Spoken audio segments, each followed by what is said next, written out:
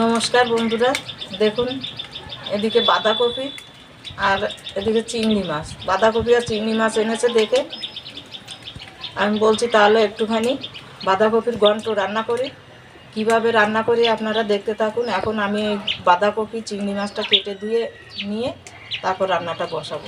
দেখুন এই পাতাগুলো আমি ফেলবো না, আমার দাদা পকোড়া খুব ভালো খায়। বাঁধাকপি দিয়ে আমি একটু পকোড়া বানিয়ে দাদাকে দেবো।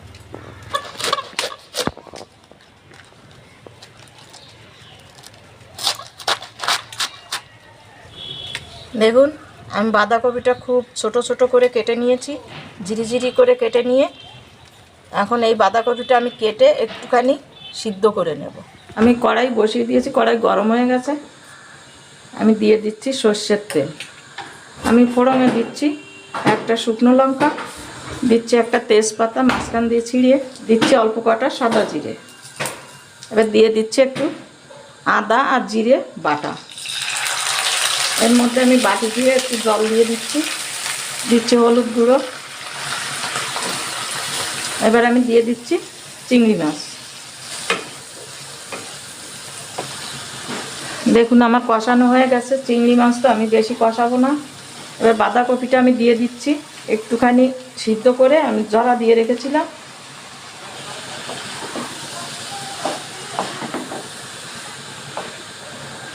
এবার আঁচটা একটু কম করে আমি 2-3 মিনিটের জন্য একটু ঢাকা দিয়ে রাখছি।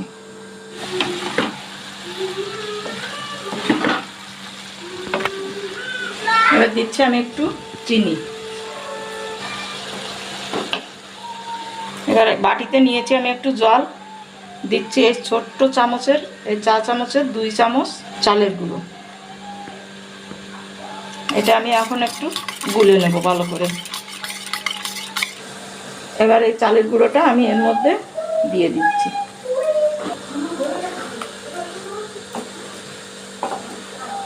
দিচ্ছি 2টো কাঁচা লঙ্কা, একটুখানি ফেড়ে নিয়েছি, হাফ ফেড়ে নিয়েছি, কারণ বাঁধাকপিতে ঝালটা একটু কম হলে, একটু মিষ্টি মিষ্টি হলে ভালো লাগে।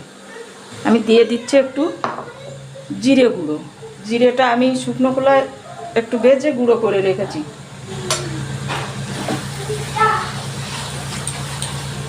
আমি দিচ্ছি একটু কাঁচা সর্ষের তেল।